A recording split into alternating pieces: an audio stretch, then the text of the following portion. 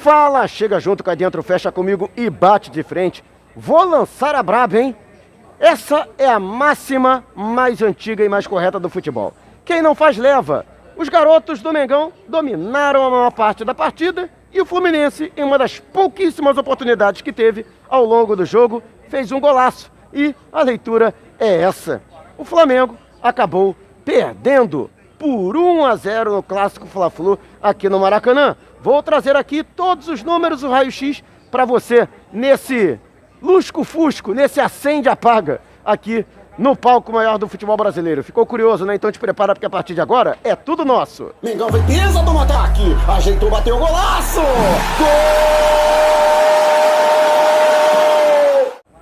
Já chega largando o like. Se você gosta dos vídeos deste canal, então compartilhe com a galera. E se quiser me seguir nas redes, ó, o link tá aqui, mas vamos lá com informação? Então assista este vídeo até o final. Você sabe aqui que no comentário pós-jogo, aqui tem informação e também eu não tenho papo na língua, eu não fico em cima do muro, dou aqui a minha opinião. E quer saber? Não é choro de perdedor não, até porque chororô não é com a gente. Mas foi um placar altamente injusto aqui no Maracanã. Flamengo que teve mais volume de jogo, teve maior parte da posse de bola e criou também maiores oportunidades ao longo dos 90 minutos. O primeiro tempo foi praticamente todo do Flamengo. O rubro-negro, que inclusive poderia ter aberto o placar e até deslanchado na etapa inicial. O segundo tempo, no entanto, foi um pouco mais equilibrado. O técnico Roger Machado, que fez um favor ao Flamengo, ao colocar Paulo Henrique Ganso como centroavante, boa parte da partida. Isso ajudou muito o rubro-negro, porque o jogador que não tem velocidade foi facilmente marcado pela razoável dupla de zaga, formada por Noga e Natan. Mas o Flamengo não soube aproveitar as suas oportunidades criadas. Apesar de ter mais volume de jogo e chegar mais vezes à meta adversária, o Flamengo que ficou a maior parte do tempo com a bola no campo do Fluminense, foi quase um ataque contra a defesa durante boa parte da etapa inicial. Mas faltou um pouco mais de capricho no último passe, aquele para preparar para a finalização. E justamente por isso, o Rodrigo Muniz, que foi o grande nome daquela partida contra o Macaé, tendo feito os 2 gols da vitória por 2-0, foi pouco acionado. E quando a bola não chegou com qualidade para que ele pudesse concluir.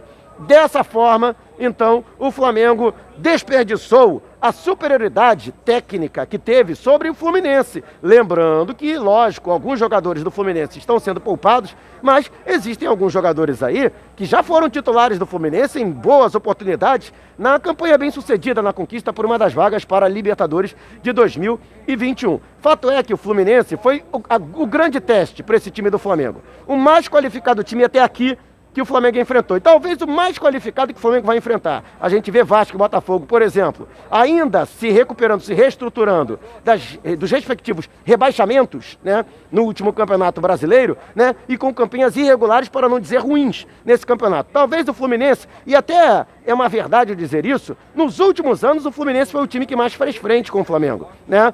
Finalista do estadual de 2017, finalista do estadual de 2020. O 2018 foi um acidente de percurso, todo mundo vai lembrar. O Flamengo foi eliminado pelo Botafogo. Se jogasse mais 10 partidas, o Flamengo venceria todas as outras 9. Mas perdeu aquela partida, foi eliminado na semifinal do campeonato estadual naquela oportunidade, quando os fraldinhas do Flamengo, um time que também foi poupado no início da Taça Guanabara, aquele time ganhou a Taça Guanabara, você vai lembrar, em cima do Boa Vista. Mas, excetuando-se 2018, né, 2017 Flamengo campeão, 2019 Flamengo campeão, 2020 Flamengo campeão, e eu tenho certeza que, apesar dessa derrota para o Fluminense, a exemplo do que aconteceu no ano passado, o Flamengo só teve uma derrota o campeonato inteiro, foi justamente para o Fluminense. Todo mundo vai lembrar aquela derrota por 1-0, muito festejada pelo Fluminense, que com seu time completo venceu os garotos do Flamengo, né, numa situação muito parecida com a formação desse time, também na época sob o comando do técnico Maurício Souza, e na sequência o Flamengo conquistou a Taça Guanabara, perdeu a Taça Rio nos pênaltis para o Fluminense, mas na decisão do Carioca acabou se sagrando campeão diante do Tricolor, e eu acredito que essa é a tendência. Esse time do Fluminense, lógico, reforçado de alguns de seus principais jogadores que não estiveram em campo, devem novamente fazer um bom papel no Carioca e devem ser o principal adversário do Flamengo. Por isso, eu não quero aqui criar clima de terra arrasada, não quero criticar os jogadores. O Michael, para mim, foi a grande decepção. Não somente desse jogo aqui contra o Fluminense, mas do outro jogo também contra o Macaé. Eu também esperava muito do Michael, também falei isso aqui, você acompanhou aqui mesmo, né, no vídeo que eu gravei no pós-jogo no Maracanã. E mais uma vez ele deixou a desejar. É um jogador voluntarioso, ele não se escondeu do jogo não, se apresentou, buscou, tentou drible, partiu para cima, mas foi muito pouco efetivo. De um jogador, teoricamente, dos mais experientes do que estiveram em campo, eu particularmente esperava mais do Michael. Você pode até dizer que eu sou ingênuo e tal, mas eu acreditava, até porque o jogador tem gana, o jogador tem vontade, né? Ele não é um come-dorme, vamos dizer assim. Mas, infelizmente, o Michael encontra-se num período não muito bom de sua carreira. E eu fico muito triste por isso, né? Já disse aqui diversas vezes o porquê que eu considero que o Michael não consegue render nesse time do Flamengo, porque ele é muito habilidoso, mas pouco técnico. É um jogador que não sabe ainda jogar sem a bola. E eu acho que ele precisa evoluir muito nesse quesito. Ainda é um jogador novo, tem 24 anos, eu tenho certeza que ele tem todo o potencial de conseguir evoluir nesta circunstância. Vai fazer 25. Mas a verdade é que, mais uma vez, Michael decepcionou. E uma infelicidade, né, do meio-campo do Flamengo, meio-campo que vinha jogando bem do Flamengo, né, mas foi uma boa leitura do Roger. Primeiro tirou o Ganso, que era uma peça nula, era -1. O Fluminense, na verdade, jogava com 10. Ele tira o Ganso e coloca um outro jogador ali, o John Kennedy, que é até um garoto promissor Fluminense que tem essa facilidade de revelar jogadores, jovens promessas, na sua base. E com relação a essa situação, o Fluminense ganhou uma referência ofensiva, né? E se não bastasse isso, ele colocou o Daniel, se eu não me engano, na lateral, né? E deslocou o Igor Julião para a volância. O Igor Julião que sabe trabalhar ali também no setor de meio campo. E nessa falha, foi a única falha grave cometida pelo Flamengo no jogo inteiro. No jogo inteiro foi a única falha, que eu posso dizer assim, uma falha clamorosa, uma falha capital, que acabou sendo aproveitada de maneira inusitada.